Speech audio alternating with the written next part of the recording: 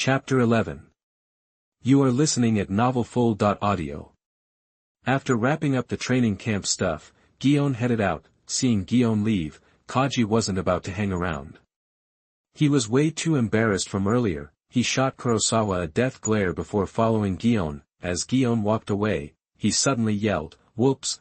Hearing that, Kaji perked up, thinking this was his big chance. He'd been following Gion around waiting for a moment like this, a chance to be the hero.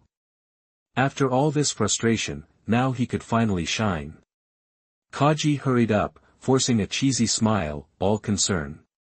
"Gion, what's wrong? Anything I can do?" "I'd walk through fire for you, no questions asked." Gion frowned. "I forgot to get Kurosawa's den mushy number." Kaji's smile vanished instantly. "Damn it. Kurosawa. Not him again." Why was Gion so hung up on him after just meeting him? He'd never seen Gion so eager to get someone's den mushy number before. Kaji was fuming inside. "Never mind," Gion said, shaking his head. Kaji's hopes flickered back to life. "I'll just ask Granny Tsuru. She can probably get it easily." Kaji just stared blankly. "Ah, Kizaru's right, this sunshine is just perfect today."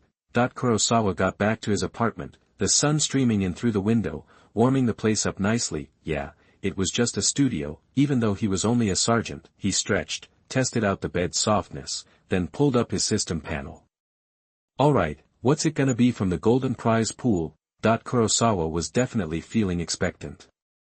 This prize pool had the potential for top-tier skills like God's Avoidance or Supreme-grade swords, at the very least a Devil Fruit ability developed to the Awakened level, without the fruit's drawbacks. "System, let's do this." Ding. "Drawing from the golden prize pool." Ding. "Congratulations. You've won, Domain, Infinite Space, LV1. Infinite Space." Kurosawa grinned. That was one sweet ability. Ding. "Congratulations. You've completed your first golden prize pool draw. Reward, Unlimited Spell, LV1. Kurosawa's smile widened even further. He was starting to think the system was just looking for excuses to give him goodies. Current bounty value, 6,700 points. Which skill to upgrade first? Definitely Infinite Void. Once you pop that domain, everyone loses their minds. Hesitating for even a second is disrespecting Gojo Satoru. Even if he did get sliced in half by Kenjaku, but I digress. Stun the opponent in the domain, then do whatever you want. If he ran into another loudmouth like Kaji, he could just haul him into the Infinite Void and turn him into a drooling idiot. But, before upgrading Infinite Void, did he need to level up 6 Eyes first? The system said he couldn't just jump to Infinite Void level 2. Apparently, Infinite Void, Lapse Blue, Lapse Red, etc., were all 6 Eyes derivatives, so no skipping steps, whatever, just needed 3,000 bounty points per level. System, power me up. Ding. Bounty value being injected. Ding. Skill level upgraded. 6 Eyes of the Heavens, LV2 no activation cost, greatly increased total mana, ultra-fast long-distance movement, long-duration levitation, and highly precise mana control. Reduced mana waste and wide range, 360-degree perception with no blind spots. Domain, Infinite Space, LV2 expanded domain space, 50% spell power increase. Delivers high-intensity, continuous mental attacks to enemies in the domain, causing unconsciousness. May cause lingering effects for days, and the domain can be maintained for extended periods. Comment, guarantees baby-level sleep quality. With his skill upgraded, Kurosawa didn't kick back. He hopped out of bed and started doing push-ups. Push-up +1. Push-up +1, ding. Daily check-in complete.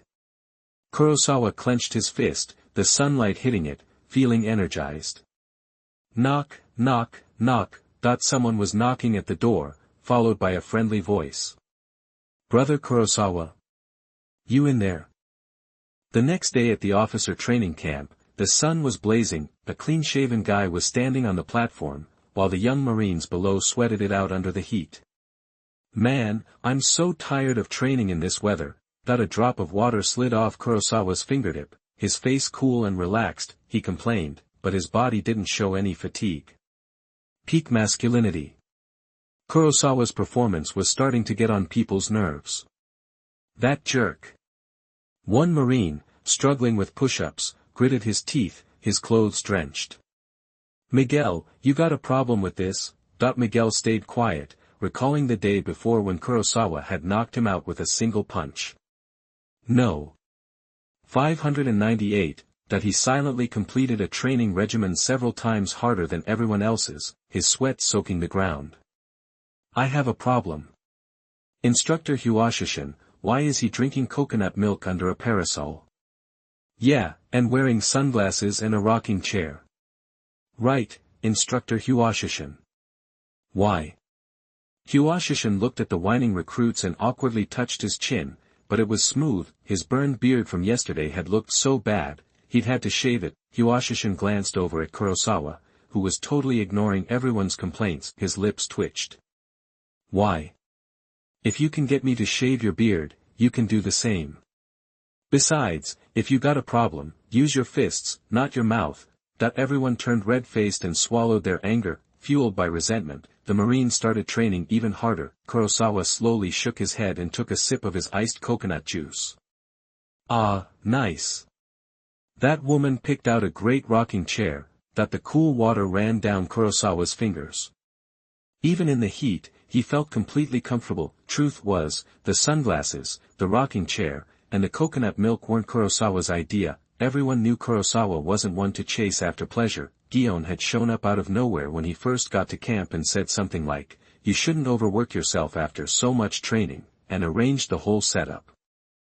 Kaji was going nuts watching this but couldn't do anything, so he took it out on the other recruits. "What are you doing with those push-ups? Keep your neck straight. And you, want to get smacked with your butt in the air." Kurosawa looked at Gion's sincere face.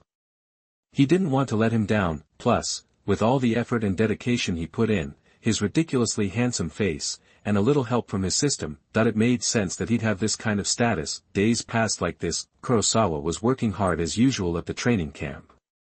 "Sergeant Kurosawa. You've gone too far," a skinny figure with pink hair was yelling. Kurosawa looked at the person, his expression amused. Ding. New life choice available. Chapter 12. You are listening at novelfold.audio. Others are pushing themselves to the limit, trying to get stronger so they can take down more pirates and protect more of their comrades and innocent people. Kobe, pointing at Kurosawa, yelled, "And you? You're supposedly Garp's favorite. But instead of setting an example, you're just slacking off. You're letting down your comrades and the people you're supposed to protect. You're a disgrace to the Navy." "Kobe, shut your mouth." Belmir, who had finally caught up, tried to grab Kobe, but he wriggled free. "I'm not going to be quiet. Why is everyone pretending they don't see what he's doing? Is nobody brave enough to speak the truth?" Kobe's face was red, his fingers trembling with emotion. He knew how strong Kurosawa was. He'd challenged the whole training camp and seriously injured Vice Admiral Huashishin. If he kept pushing him like this, there was a good chance he'd regret it. But to Kobe's surprise, Kurosawa just took a sip of Gion's iced coconut juice and looked at him with a curious expression, like he was looking at an insect. "Damn it. Nobody's on my side," Kobe thought grimly. Then, finally, someone stood up. Miguel, the strongest guy in the training camp. "Yes. Someone's finally going to help me." Kobe's face lit up, but just as he was about to say something, a huge shadow loomed over him. "Miguel, boss, you want me to beat him down for you?" "What?" Kobe was stunned. It hit him like a bolt of lightning. He stared up at the towering figure in front of him, his knees starting to wobble. How could someone like that call that guy boss? Impossible. He must have misheard. There's no way a piece of garbage like Kurosawa could have earned the respect of someone like Miguel. But then Kurosawa spoke, shattering Kobe's hopes. "Nah, I'll handle this." Hearing that, Miguel stepped aside. Plenty of people in the other training camps disliked Kurosawa, but nobody was as annoying as Kobe. This idiot practically walked right into it. Vice Admiral Gion didn't object, Kaji couldn't do anything about it, and Instructor Huashishin didn't care. Miguel, the strongest student, had no complaints, so who was this guy to pipe up? Interesting. Life choice 1, facing Kobe's accusations and insults, you choose to subdue him with force, suppress him directly, and trample him hard. Reward, upgrade the unlimited technique to LV2. Life choice 1, facing Kobe's accusations and insults, you choose to subdue him with force, suppress him directly, and trample him hard. Reward, upgrade the unlimited technique to LV2. Choice 2, you choose to convince others with reason.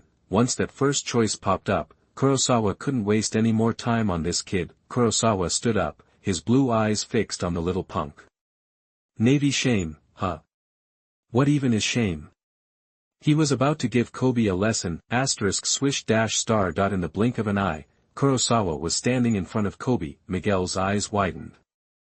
Even he hadn't been able to follow Kurosawa's speed. Huashishin, watching from the stands, looked shocked. That kid was fast. Way faster than before. Even if he went all out, he might not be able to keep up. Kobe's eyes flashed as Kurosawa appeared in front of him, and he stumbled back, terrified. Incredible speed, he can't just attack me in front of everyone, Even as he was amazed, Kobe tried to suppress his fear and open his mouth to speak, bang, Kurosawa punched Kobe in the chest, making him crumple. He coughed up stomach acid, then Kurosawa's leg snapped out in a kick to the head, crack, Kobe's glasses shattered as he spun 2.5 times in the air before hitting the ground with a thud. Kobe, Belmir rushed to his side. Kobe was weak, but he was still breathing. How dare that bastard hit him so hard? Belmir's eyes flashed with anger, but as he looked up into Kurosawa's cold blue eyes, his anger instantly turned to fear. Both Kobe and Kurosawa were sergeants, but the difference in their strength was unbelievable. Seeing Belmir's silence, Kurosawa clapped his hands and said casually, "That's called shame. Empty words without power, the louder you yell, the more pathetic you look in the end." Ding. Congratulations to the host for winning the reward, unlimited spell, LV2. That's outrageous. A shout came from a distance, and everyone turned to see a beautiful woman in a pink military uniform. She was heading their way, looking furious, with a subordinate trailing behind her. Seeing the anger on Gion's face, Huashishin muttered, "Oh, no. She's really mad." Miguel clenched his fists. Belmir, seeing the vice admiral's badge on the woman's shoulder, felt relieved. It was like he'd seen a savior. Great. Kobe, your sacrifice wasn't in vain. Someone's finally here to get justice for you. Kaji was secretly pleased. Kurosawa's speed had shocked him, but now Gion had seen him attacking a fellow Marine in public. She wouldn't approve of someone so brutal. Gion walked up to Belmir, looking furious. As Belmir prepared to pour out his grievances, Gion held up a hand to stop him. "Not only have you two neglected your training, but you've also come to another training camp to disrupt the training of other talented Marines. I suspect you have ulterior motives. Take them away. Suspend their duties and have them clean the latrines for 2 weeks." Everyone watched in stunned silence as the soldiers led Belmir and the unconscious Kobe away. At the last moment, Belmir looked at Gion in despair, only to see her wipe her hands and mutter to herself. From the shape of her mouth, it looked like she was saying, "Seriously, you made me run so fast that I spilled a bunch of the fresh juice I brought for Kurosawa." After straightening her uniform, Gion walked up to Kurosawa. "You must be working so hard.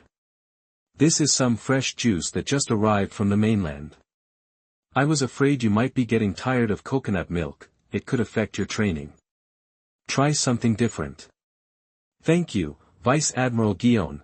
Kurosawa smiled, and his fingers brushed Gion's as he took the juice.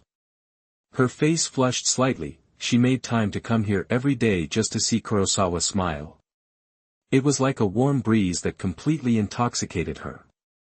I've told you a million times, just call me Gion. Gion pretended to be annoyed. I just hope I wasn't too late and those two didn't bother you too much. Kurosawa took a sip of the juice. It was delicious. It was a hot summer day, with a beautiful woman by his side. Life couldn't get much better. No, thank you for your concern, Gion. You were so fast just now. You must train really hard to be that good. Haha, yeah, I try to push myself. Kaji was speechless. His eyes were wide with shock as he stared at Gion. That imported fresh juice was something he'd pulled strings to get, hoping to give it to Gion and see her smile. But now, at that moment, Kaji looked at Gion, chatting and laughing with Kurosawa, and felt like the goddess he couldn't usually reach had just shattered into pieces. Is it true? Is the secret to the boss's strength really just hard work? Miguel, standing nearby, vowed to double his training from now on. After Gion left, Yuashishin answered a den mushi and said to everyone, gather around. Chapter 13. You are listening at novelfull.audio. They finally hooked up. Oh really? Is this a mission? Finally, things are getting interesting. Kurosawa chugged his juice and immediately took point position. There's a pirate rumble brewing in the Sabaody archipelago. I'm putting together a team. Sabaody archipelago, 2 Navy officers strolled toward a beef noodle joint. Don't you have ants in your pants, boss? Miguel asked, practically vibrating with excitement, eager to show off his training. Kurosawa, however, was bored stiff. All he'd done was take out some 2-bit pirate with a measly 9 million bounty. This operation was a total letdown. Even Garp had called, giving him carte blanche to do whatever he wanted, promising to take the heat for any trouble he stirred up. But still, he'd envisioned raking in a ton of bounties, but all he'd found were guppies, shrimp, practically plankton. Kurosawa ignored the sign out front and barged right in. The beef noodle shop was a hole in the wall, plain, noisy, but with all the basics. The only problem? Every customer in the place oozed bad intentions. The second the 2 Marines stepped inside, the chatter died down. Everyone glared at Kurosawa and Miguel, their eyes full of hostility. Miguel, oblivious, piped up, "What do you want, boss?" "My treat. Beef noodles, hold the scallions." 2 big bowls of beef noodles, both with an egg. "No scallions." Miguel bellowed, heading for an empty stool. Someone kicked it out from under him. The air thickened. Miguel's eyes narrowed. If he weren't in uniform, he'd have slapped the guy silly. Fighting back his anger, Miguel looked at the man. "What's your problem?"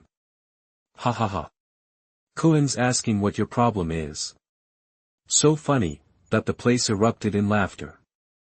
Guys slammed their weapons, guns, swords, on the tables and floor. Bang, bang, bang. Miguel and Kurosawa didn't flinch. The leader, Brother Kuen, found himself intrigued. "What's my problem?" "Dogs don't belong at the table." Ha ha ha. Miguel's fists clenched. The guy with the ridiculous hairstyle looked vaguely familiar. Wait a minute.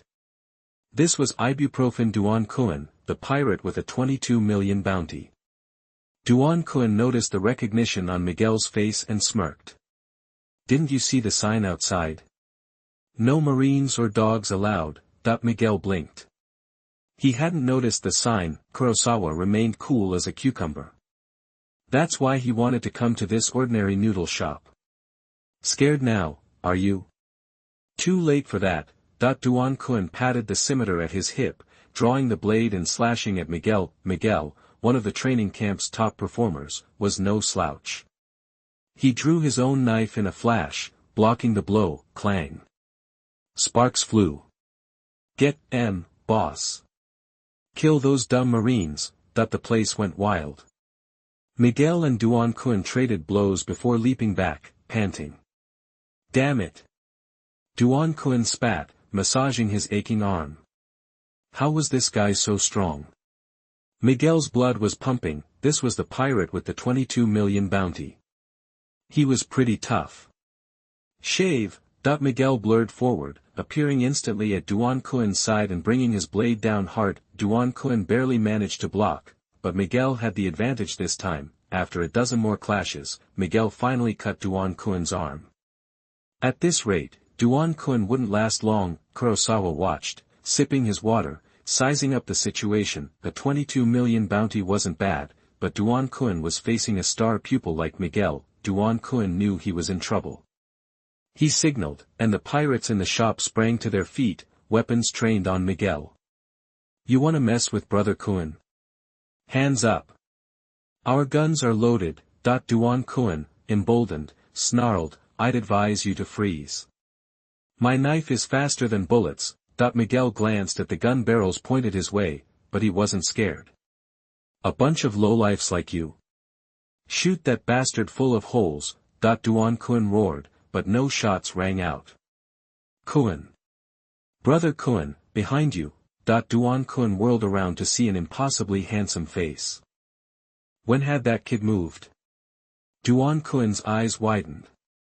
Then, the world spun, and he knew no more. "Brother Kun," the pirate screamed in terror as Duan's head sailed through the air, landing on the floor with a thud. Listening to the mental cha-ching of his bounty being credited, Kurosawa felt a wave of satisfaction. Miguel was stunned. He was seeing Kurosawa's legendary no-sword style for the first time. It was incredibly fast. Incredibly powerful. His opponent, who he'd been fighting with, had been defeated instantly. He truly was the boss. He took down Brother Kun with one hit. Someone screamed and bolted for the door. "Don't move." Kurosawa's voice, laced with pure menace, cut through the shop. No one dared breathe. The noodle shop owner, who'd been all smiles moments ago, turned pale, sweat beading on his forehead. That aura. Could it be the legendary conqueror's Hawkeye? Miguel, oblivious, just thought Kurosawa looked incredibly badass. He was definitely the right guy to follow. "Boss, are the noodles ready?" Meeting Kurosawa's gaze, the owner stammered, "Coming right up." Only when Kurosawa was seated did the pirates drop to their knees, begging for mercy. "Miguel, boss, should I cuff them?" Kurosawa rolled his eyes. "You got enough cuffs." "I sure don't. Cuffing a corpse?" "No thanks." Miguel was speechless. He'd only brought one pair. Soon, the owner arrived with 2 heaping bowls of beef noodles. 2 large bowls of beef noodles with egg, no scallions. "Extra beef," the owner recited nervously, adding extra beef just to be safe. Kurosawa examined the bowl. "Yep, no scallions, and plenty of beef."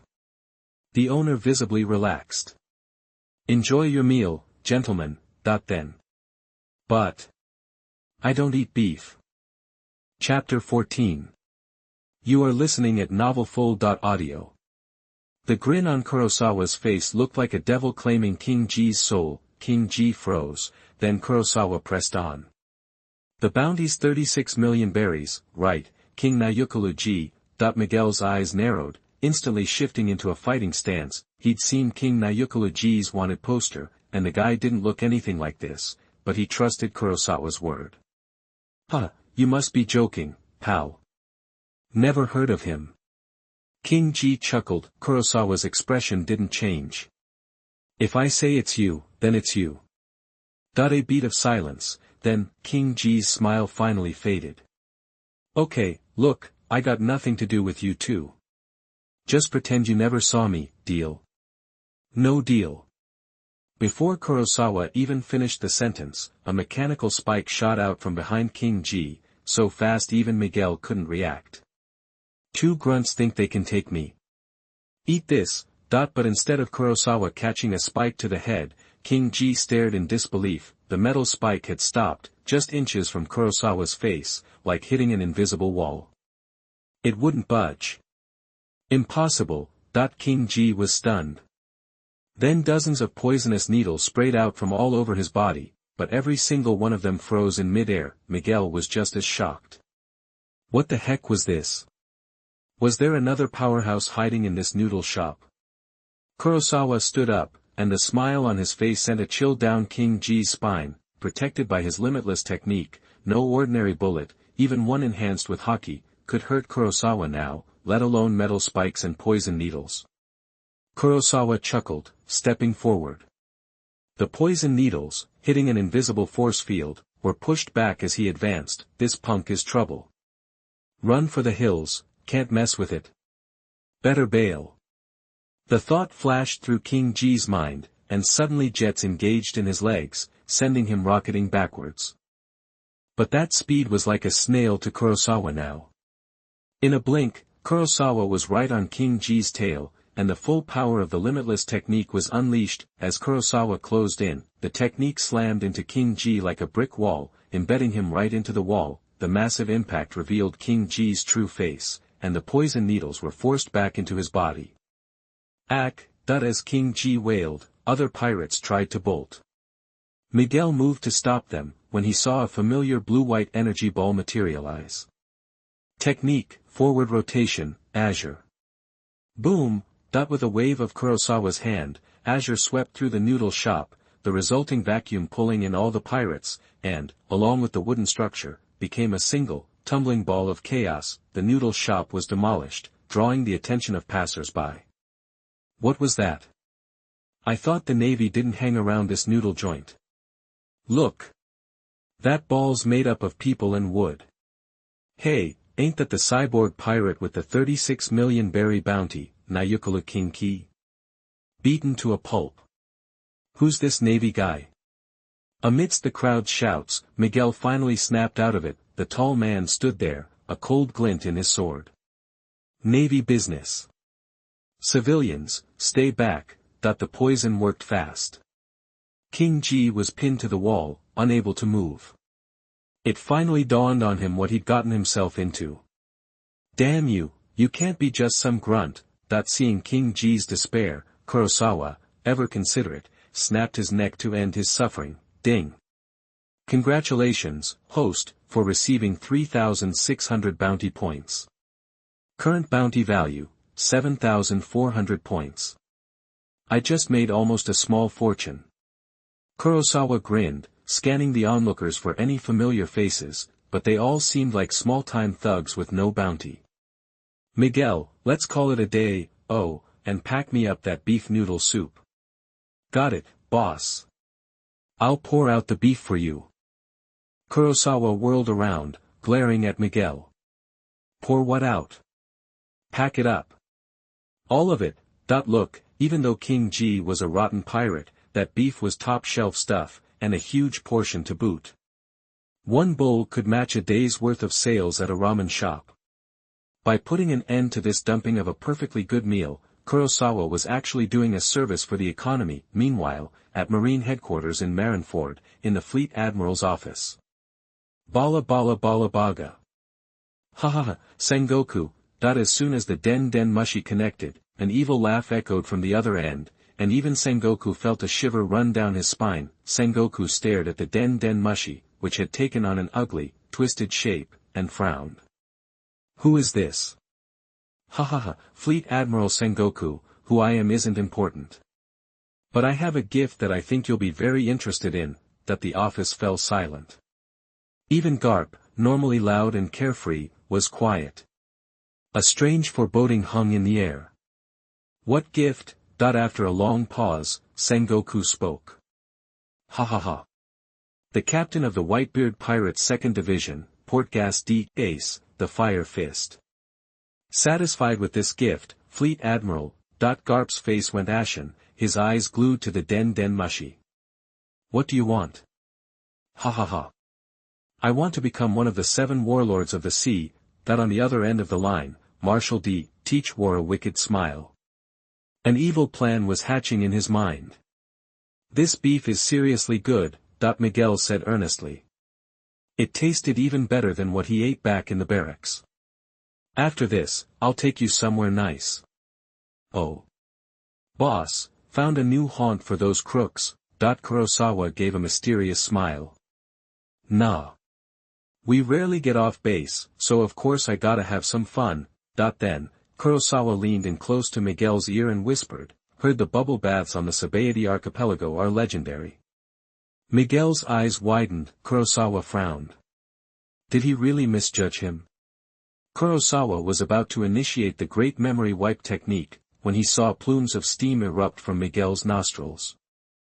Didn't know you had this side to you, boss. What the hell are you talking about? I'm doing this to keep my sense of justice up. Responsible fun. I gotta get a good scrub and wash away the filth. Soon, two figures stood before a lavish establishment. The patrons heading in and out were decked out in gold and silver, all either rich or powerful. Boss, you said you'd take me to clean up the scum and uphold justice. What are we doing here? Miguel stared at the big Venice sign. Confused. Kurosawa smirked. On your Navy grunt salary, I doubt you could afford even the cheapest bubble bath. Miguel was speechless. You got me there, boss. Patting Miguel on the shoulder, Kurosawa strode forward. Let's go. I'll help you earn a small fortune, then we can both indulge in the VIP service. VIP. Miguel's eyes lit up. If it weren't for his dark skin, he'd be blushing hard. Whatever you say, boss. But I didn't know you knew about this way of making bank. You gonna report me? Major memory wipe technique, charging, 98%. No way, boss, you got it all wrong, I just meant. You're the man. Chapter 15. You are listening at novelfull.audio. The money vanished like it never existed. God damn it. I flushed 60 million Baileys down the drain in one shot. It's a scam. This has gotta be a scam. Ha ha ha. I turned my 1 million Baileys into 80 million. Talk about lucky. I'm going all in this time. Miguel stared at the rows of games, a little lost. Boss, with so much to choose from, which one gives us the best odds? Odds. If a game actually had decent odds, someone would have figured it out a long time ago. It wouldn't be left for them. Kurosawa didn't respond. Just then, a girl in a slinky dress walked over. Gentlemen, what are you in the mood to play? Let's play high-low, Kurosawa replied. Okay, sir, we just launched a hot new high-low game in Venice. I'm sure you'll love it. Please, follow me.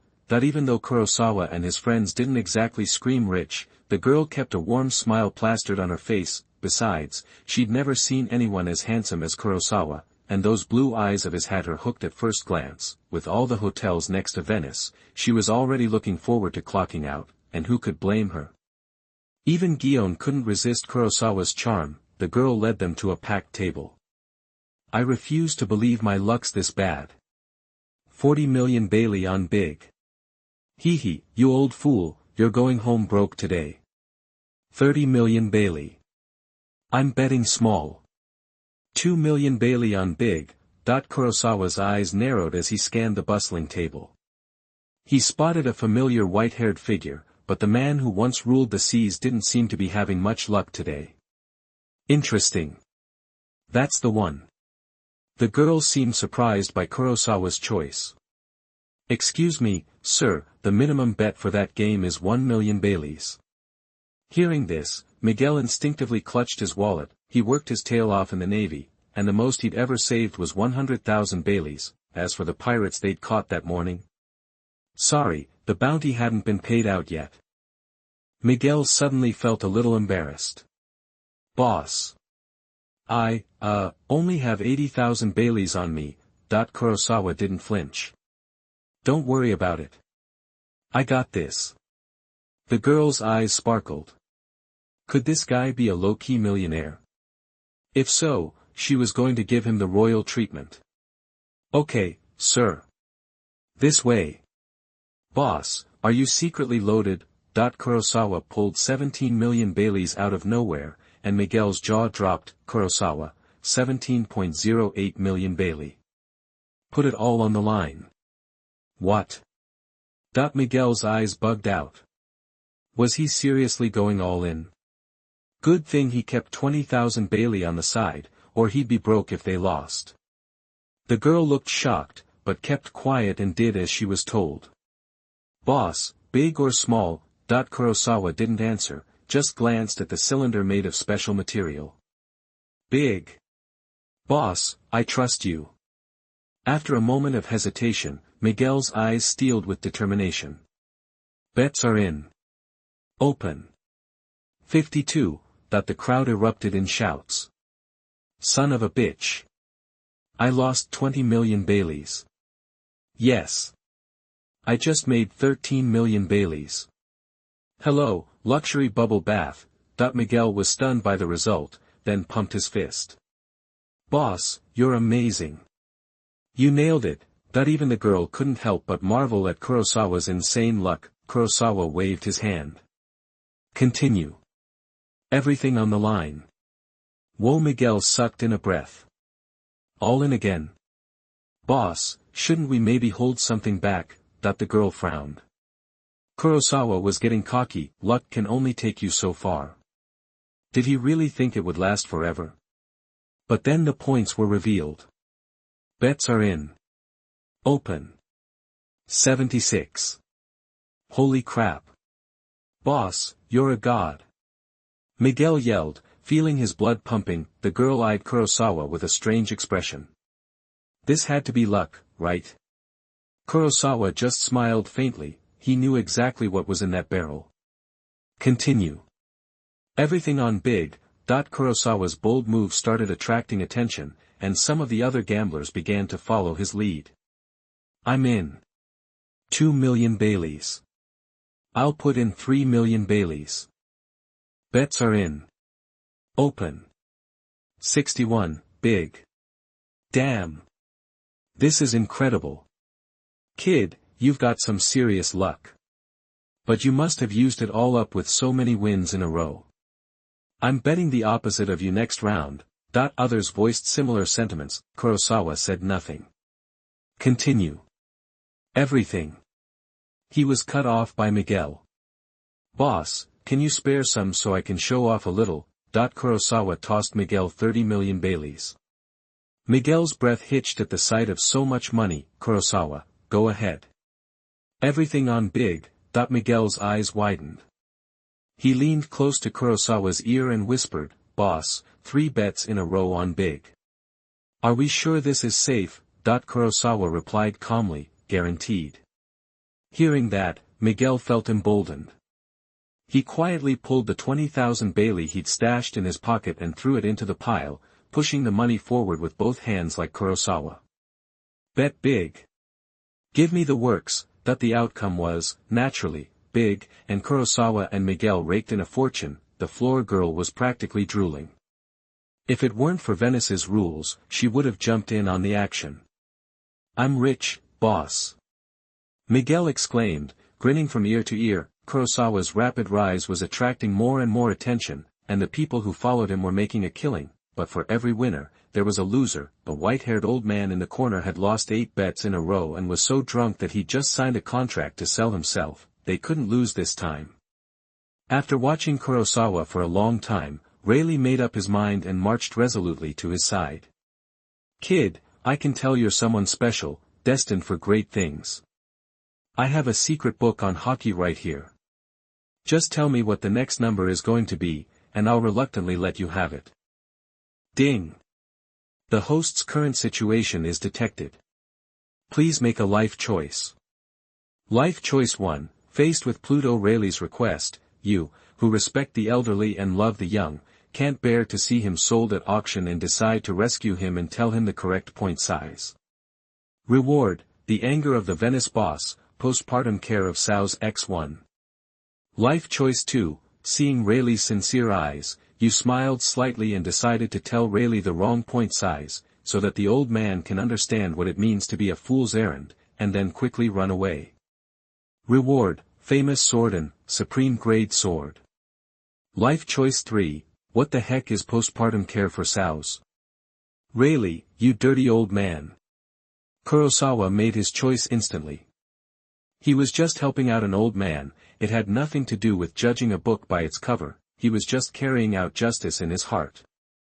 It was definitely not for that sword. After 9 years of keeping a low profile, Kurosawa had perfectly inherited the honorable flower grower qualities. How could he stand by and watch an elderly man like Rayleigh continue to gamble himself into oblivion in Venice? He was clearly willing to sacrifice himself to help the old man who had gone astray quit gambling. System, you've got me all wrong. Old man, just bet big next round. I guarantee you'll make a ton of money. Kurosawa looked at Rayleigh and smiled. Rayleigh looked suspicious. Kid, you sure about this? Kurosawa smiled. Trust me. But Miguel felt something was off when he saw his boss's smile, though he didn't dwell on it.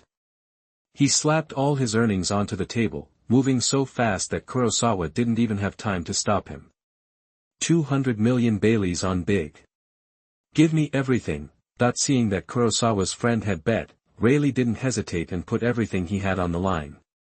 Come on, bet big for me. Others followed suit. However, when Kurosawa made his move, he didn't bet as much as before, only putting down 500 million Baileys. A wave of unease swept through the crowd, and before they could ask Kurosawa what was up, the points were revealed. Bets are in. Open. 28 points, small. The atmosphere in the room instantly froze. Chapter 16. You are listening at novelfull.audio. It was too much. Rayleigh stared at the result, stunned. He rubbed his glasses, rubbed his eyes, but the numbers stayed the same. So, this kid actually hustled me. Did he even know I was the one who gave him advanced pig husbandry techniques? That he spun around, looking for Kurosawa, but he'd vanished. You little sneak thief, swindling an old man like me. I'll remember this. Rayleigh sighed, shaking his head. He held out his hands to be cuffed. The Marine doing the cuffing was surprised. Usually, these guys would put up a fight. Well, easy peasy. What the guards didn't know was that Rayleigh was used to this routine. It wasn't his first time signing himself over, and how he always managed to end up back in Venice. Haha, in the chaotic Sabaody archipelago, a place like Venice might be gone tomorrow. The lure of wealth is eternal, but casinos come and go. Guess I'll have one less place to hang out. Rayleigh sighed, giving Venice one last, wistful look. Meanwhile, Kurosawa had already gotten the remaining 800 million berries outside Venice. That's enough to set the boss lady and the others up for life. If they kept relying on those chump change Marine salaries, they'd be broke. Kurosawa couldn't let that happen. Miguel was still reeling, thanks to Kurosawa hauling him along at warp speed. Boss, why are we leaving before the odds are settled? Kurosawa didn't answer. He tossed Miguel the heavy bag of berries, then glanced up at the moon. Nice moonlight, but places like these bubble parks are full of lowlifes who take advantage of others. Miguel caught the bag, his face hardening. You got that right, boss. Dark and stormy night, perfect time to teach those creeps a lesson. And with that, they took off toward the sleaziest part of town. Tonight, they were dispensing some good old-fashioned Navy justice. Even if it meant burning the midnight oil. The night flew by, bringing fresh faces to the island. The sun rose like always, but today was going to be anything but peaceful. Ugh. Kurosawa stretched, stiff from last night's activity. It was a real grind. Miguel bounded out, bursting with energy. Kurosawa was surprised. How are you so peppy? Miguel looked confused. It was great. A full night of massage, worked out all the kinks. Top-notch service, no doubt about it. Kurosawa glared. Just a massage all night? Miguel frowned. Yeah, weren't you? Kurosawa's eyes narrowed, flickering with doubt. He almost wanted to use his memory wipe technique, but then. Boom! A huge explosion echoed in the distance. Something's up. Miguel's face turned serious. Kurosawa looked in the direction of the blast. Too, he saw a dude with braids and super long arms bouncing around on the rooftops, being chased by a bunch of guys who looked like security guards. Who is that guy? Miguel stared, and a wanted poster flashed in his mind. Kurosawa studied the bizarre figure, and a name popped into his head. Wasn't that the Sonic Boom DJ Supernova? What was his name? Who cares? What was he doing here? Did this mean the celestial dragon incident that rocked the world was about to go down? And the start of the war? The boss lady and the others were still in Marineford. He'd have to hurry and tell them to lay low. I remember, Miguel shouted, snapping Kurosawa out of his thoughts. That Scratchman Apu. A pirate with a bounty of 198 million berries. One of the worst generation supernovas. Miguel was practically vibrating, his hands shaking with either excitement or fear. Ding. Analyzing host's current situation. New life choice triggered. Life choice 1, immediately uphold justice and successfully eliminate Scratchman Apu. Reward, swordsmanship, LV1. Life choice 2, ignore the situation, lead Miguel back to the naval base, and treat yourselves to a few takoyaki. Reward, your comrades' increased affection for you +1. Life choice 3, acknowledge the difficulty but covet the bounty and immediately call for backup. Reward, armament hockey, LV1. System, can I get multiple rewards at once? The host is in complete control of his own life. Rewards simply reflect the host's hard work. Got it, Kurosawa grinned, understanding how to game the system. He pulled out his den mushi. Squad 2, get your butts over here, quick. And bring the heavy artillery. Miguel looked at Kurosawa, confused. Boss, are we going after that guy? You scared? Kurosawa's grin widened, and Miguel went wild. He knew that look. Scared? Of a measly 198 million berry pirate? No way, afraid. He, Miguel, was going to be a Navy admiral. Kurosawa smiled at Miguel. He'd give the kid a chance to cut his teeth next time. Then, he vanished. Huh. You're not waiting for backup, Miguel shouted at Kurosawa, who was already launching himself into the air. Stunned for a second, Miguel took off after him. Boss, you're going to take on a 198 million berry pirate all by yourself? That's a supernova. Boss, wait up. Still chasing me? You guys are gluttons for punishment. Apu glanced back at his pursuers, then turned around and clapped his hands together. Battle music. Let's rock. A grating, ear-splitting sound blasted out, unleashing invisible sonic waves that ripped through the crowd. Most of the security guards were taken out in one shot. The rest were too scared to move. Apu smirked and turned back around, and was almost blinded by a brilliant red light. Huh. Reversal spell, rejection. Boom. Under the shocked gaze of the onlookers, the red light exploded, sending Apu flying. What was that? Artillery? Some kind of new weapon? A red cannon? So powerful. Amazing. A figure in a navy coat landed on the ground. Kurosawa stared through the smoke, his eyes fixed on Apu in the crater. The burst damage of chanting half the spell instantaneously is really different than chanting the entire spell. One shot only blew off half his arm. If Miguel heard that, he'd flip. Dude, you're a petty officer in the Navy. You blew the arm off a supernova with a bounty of 198 million berries with one shot.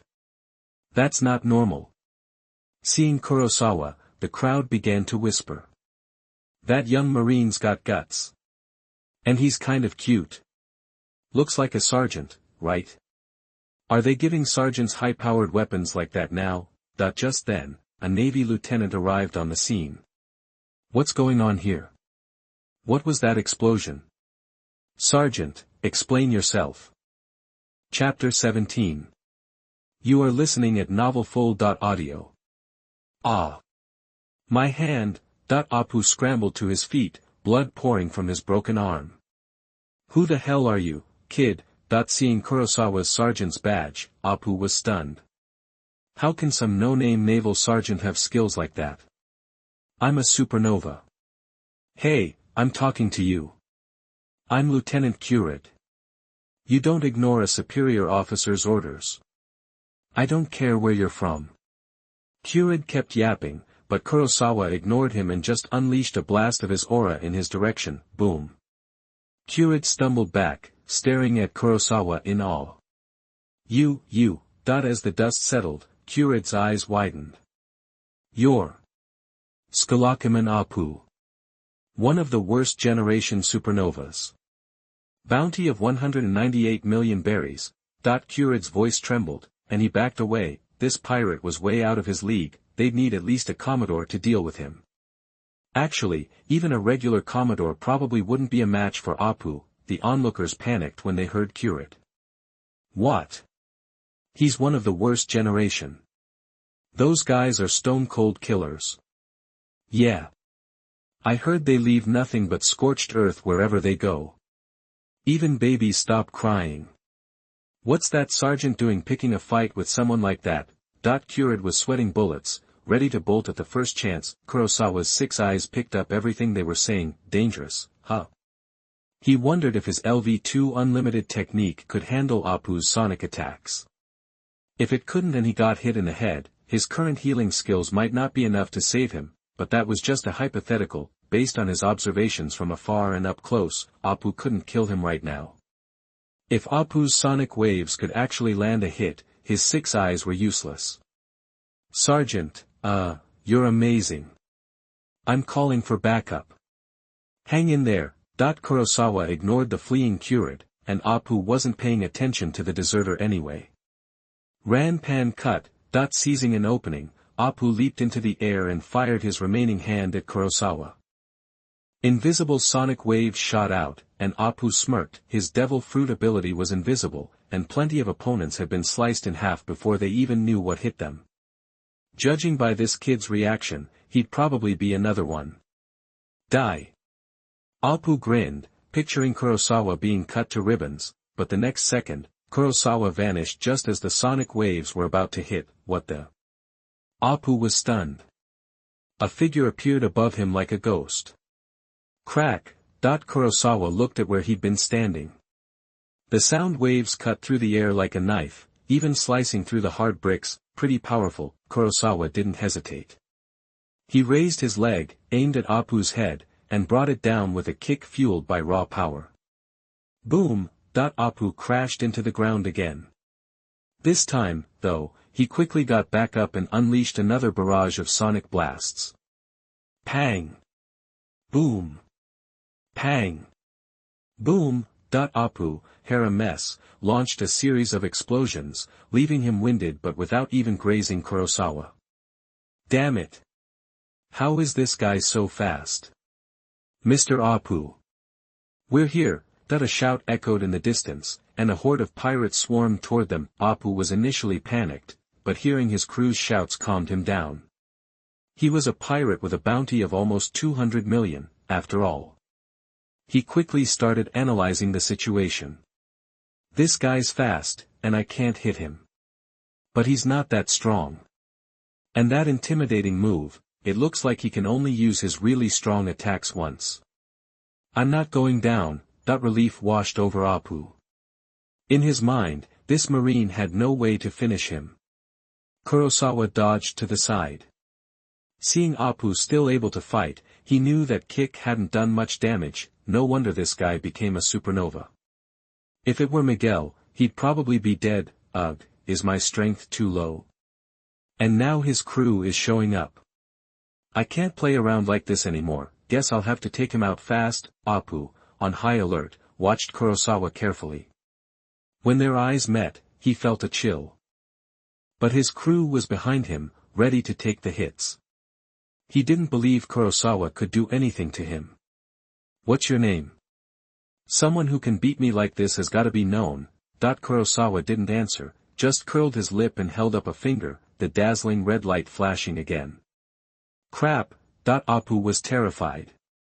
He didn't want to experience that move again. Boom. Sonic waves clashed again, and smoke filled the area. Apu lost sight of everything in the haze, and jumped up to move to a place where he could see clearly, but a cold light suddenly flashed. The light grew in his vision. Desperate, he tried to dodge, but only managed to lose his last arm. That slash was fast. All right. In a flash, Kurosawa was in front of him. Spare me. I'll do anything. Apu looked up in horror as his vision spun. His head flew out of the smoke, arcing through the air before landing on the ground with a thud. Miguel, who arrived just then, saw it all. Damn, boss. You took him out solo. Mr. Apu, we're here. Hang in there. But without a moment to mourn, a nameless pirate charged forward. Meanwhile, in an auction in Area 1, people who would one day shake the world gathered.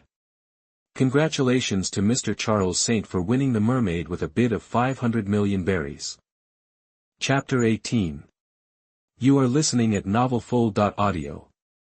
The battle was over. Miguel stared at Kurosawa, speechless. He knew Kurosawa was strong, but this strong? It was unbelievable. Kurosawa walked out of the smoke without a scratch. All of App's efforts hadn't even put a smudge on that pristine white coat. Miguel's jaw dropped. He took down a pirate single-handedly, and without even getting touched. That was a supernova. Could Vice Admiral Huashishin even pull that off? Snap out of it. Let's get to work, Kurosawa said, snapping Miguel back to reality. Right, boss. You killed it. I'll handle these guys, clang.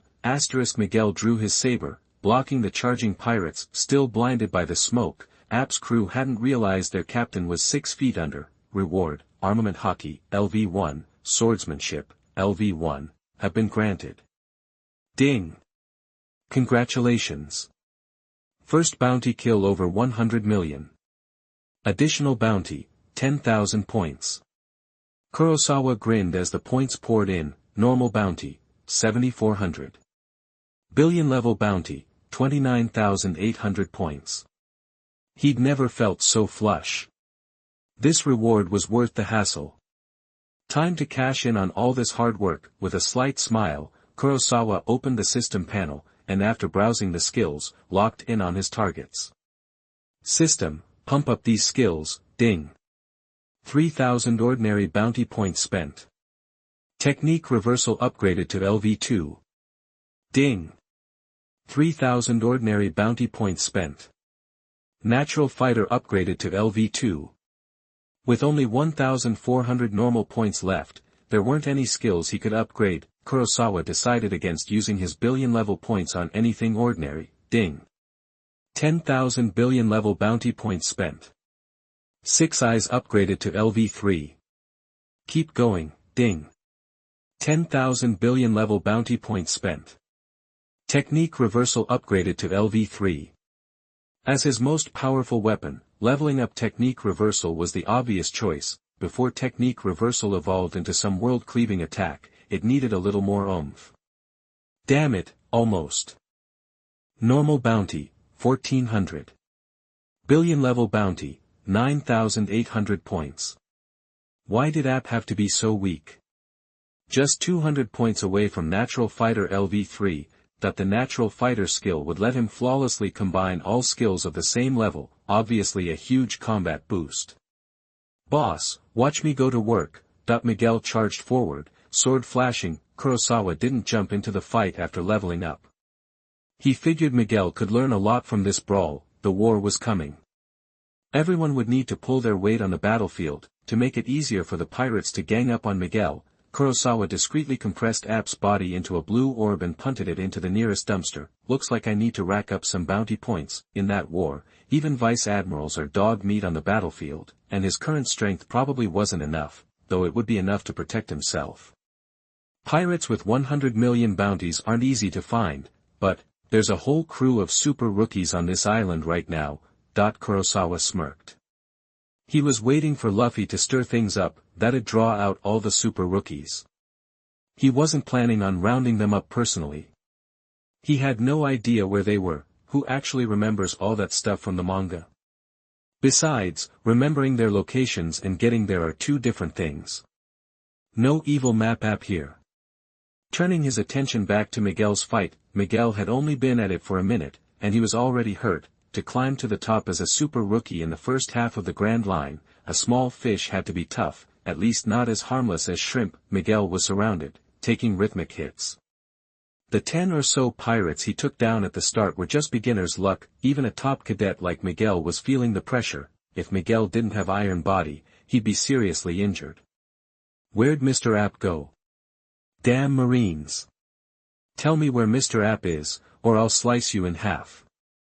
Miguel couldn't hold them all back, and some pirates surged toward Kurosawa, who stood there, unfazed, enraged at being ignored. The pirates swung their swords at Kurosawa, but the blades stopped just inches away, frozen in place.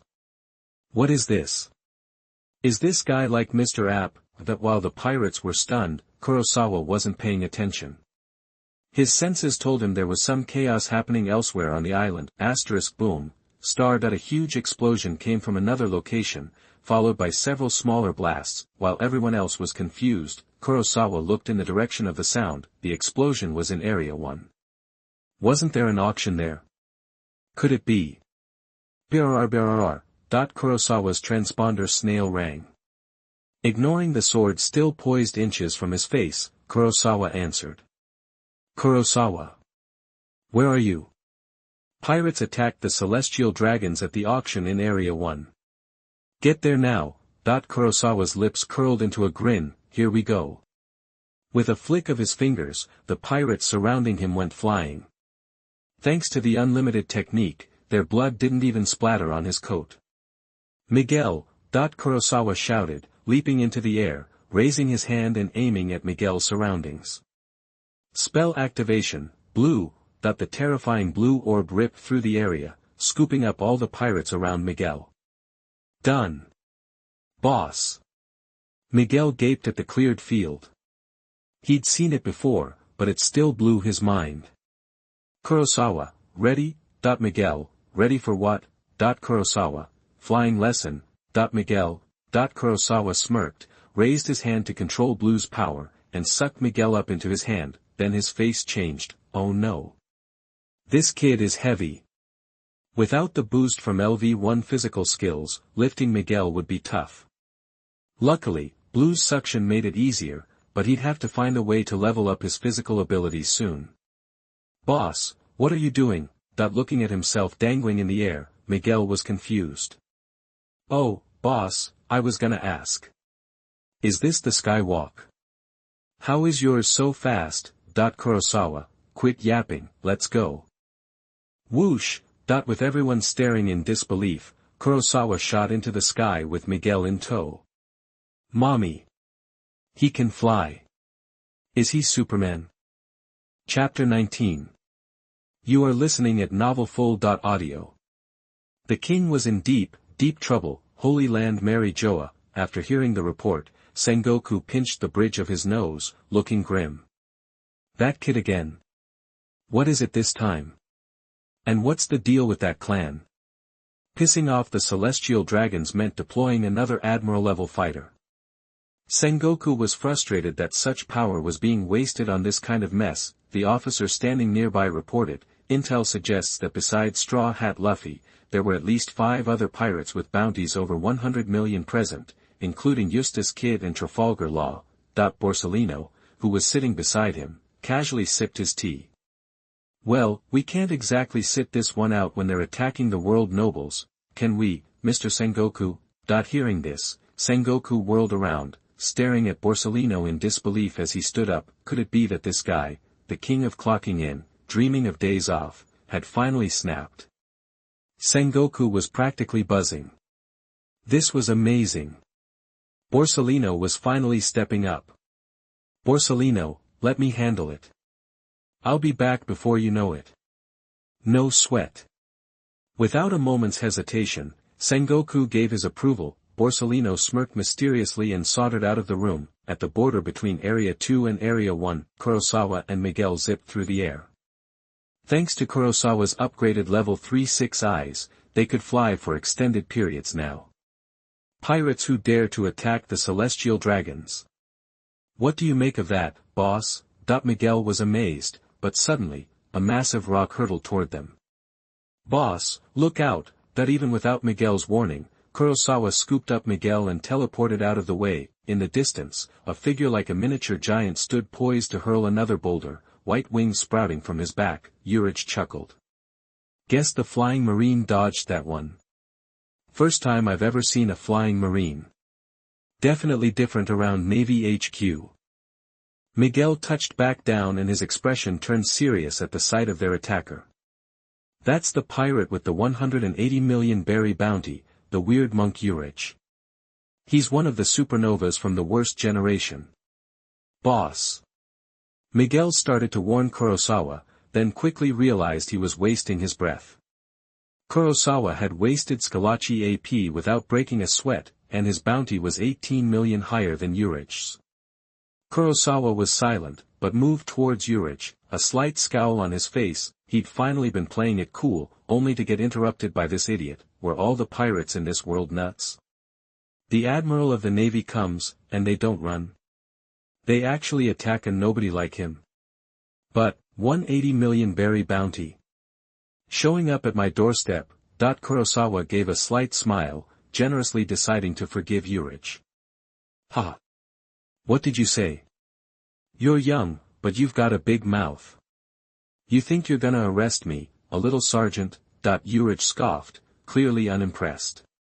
As a pirate with a bounty nearing 200 million, he had wiped the floor with countless Navy sergeants. Why would he see Kurosawa as a threat? Kurosawa didn't respond, simply fixed the guy with a cold stare. He wasn't about to let this walking 18,000 bounty points walk away. What was this guy's ability? Some kind of karma thing? Kurosawa couldn't quite recall, but he remembered that Urich got stronger the more he was hurt, and he looked tough. If a lanky supernova like Apo could take a beating, this guy would be even more durable. Luffy was still waiting for him. He couldn't waste too much time here. With that thought, Kurosawa raised a finger, and the technique reversal, red, upgraded to level 3, suddenly pulsed with a brilliant crimson light, and its overwhelming curse energy instantly washed over the area. Kurosawa's heart skipped a beat. This upgraded power, it was something else. The red light intensified as Urich grinned, raising his fist and charging towards Kurosawa. Kid, nobody's dumb enough to stand there and let you hit them. Before he could finish the sentence, the red ball of light exploded outward with blinding speed. Supernovas like Urich didn't even have time to react. In the blink of an eye, the technique had already slammed into Urich's body. The next second, Urich's eyes went wide, and the blinding red light engulfed his mountain of a body in a catastrophic explosion. Boom! The shockwave blasted through the air, shaking the ground. The howling wind even pushed Miguel back a few steps behind Kurosawa, but Kurosawa himself was protected by his unlimited magic defense and wasn't affected. That's the same attack that blew up Vice Admiral Mountain Burn. Miguel stared in disbelief at the swirling winds, peering between his fingers. After being knocked out by Kurosawa during training camp, he hadn't seen the full force of technique reversal. Red Mountain Burn was definitely a hard ass. Poor Beard, though. The billowing smoke and dust didn't hinder Kurosawa's vision. Through the anti-Sky Eyes observation of the Six Eyes, he could see Urich lying on the ground, gasping for breath, his chest bloody and ragged. He was severely injured. The power of the level 3 technique reversal, red, was a burst of raw destructive force, exceeding the initial maximum output. Moreover, the effect was enhanced by the natural fighter trait, and the speed was significantly faster. Kurosawa figured that even HQ Vice Admirals wouldn't be able to dodge that thing, Mountain Burn, for sure. Just as Kurosawa was about to deliver the final blow, he sensed a familiar presence approaching. A new warning flashed in his eyes. Ding! The host's current situation has been detected, and a new life choice has appeared. Life choice 1, you are extremely confident in your own strength, so you immediately kill Urich, and take out Basil Hawkins, who is approaching at the same time. Reward, swordsmanship skill increased to level 2. Life choice 2, you feel unsure of victory, and choose to let Urich go, and turn to kill Basil Hawkins. Reward, fighting instinct, level 1. Life choice 3, you think now is not the time to show your strength, and choose to retreat. Reward, prestige level reduced to level 1 and gain the system's underscore. Looking at the last choice, Kurosawa laughed. Was there even a reason to think about that? Readers who like this book, please give it some gifts. Leave a good review. Thank you. Chapter 20. You are listening at novelfull.audio. The battle instinct skill is kind of a joke. Supposedly, after you get knocked out, coma, brain damage, the whole shebang, you automatically fight back if you're in danger. But Kurosawa figured, what's the point? He's got a system, and he still gets KO'd. He might as well just give up then. He raised his hand and slashed at Ulki's neck. Spell release, that the super-sharp blade sliced clean through Ulki's neck before he could even react. "Hold on, sir," Hawkins' voice echoed from a distance, but it was too late. Hawkins stared, eyes wide with disbelief, as Urich's head bounced across the ground. "This isn't right. I saw Urich's face earlier, and he definitely wasn't dead." Kurosawa turned his gaze to Hawkins, his 6 eyes sensing a strange, powerful aura radiating from him. Suddenly, it clicked. Kurosawa realized what that familiar feeling was. Right, if I remember correctly, Hawkins ate the straw fruit, a paramecia type. Sure, his scarecrow could take a beating for him, but it was just a substitution technique, after all, and not even an invincible one. If the scarecrow got totally wrecked, Hawkins would take a fatal hit. Yeah, the weakness of that fruit was pretty obvious. Hawkins' face had gone grim. Since his debut, his predictions had always been spot on, so why today? Why was he wrong? Give me a moment. Ignoring Kurosawa, Hawkins started divining right there. Chance of escape, 36%. Chance of losing the fight, 87%. Hawkins' crew wasn't as composed. Who is that Marine? He just decapitated Urich, the weirdo monk. Is he an admiral or something? You idiot. Look at his shoulder badge. He's just a sergeant. No way. A sergeant took down Urich. Miguel, who was just getting his bearings, tensed up again when he saw who was there. That's Basil Hawkins, another one of the supernovas from the worst generation. Bounty, 249 million berries. There isn't a lot of information on him in the intel. Oh. Kurosawa's eyes lit up at the bounty. He's worth that much. Miguel looked serious, getting into a fighting stance. What rotten luck. I've run into 3 supernovas today. Bad luck. More like a jackpot. Kurosawa could practically hear the cash register ringing. He looked at Hawkins, still lost in his fortune-telling, and couldn't help but admire him. He's really a guy who can calmly fortune-tell in front of a Navy admiral. So calm. If he likes fortune-telling so much. Kurosawa raised his palm and started weaving hand signs. Phase, jackfruit, pillar of light, that the cursed energy crackled and intensified, making the ground tremble. Miguel, standing nearby, was terrified by the raw power building up. Is this for real? Why does this move seem even scarier than the last one? That the red light radiating from Kurosawa's cursed energy was like a second sun, illuminating the entire square. Hawkins' men were panicking, begging him to run. Boss, why aren't you running? You're gonna die. But Hawkins didn't seem to hear them. He'd already calculated that he wouldn't die today. Despite the slight miscalculation earlier, he was still confident in his divination.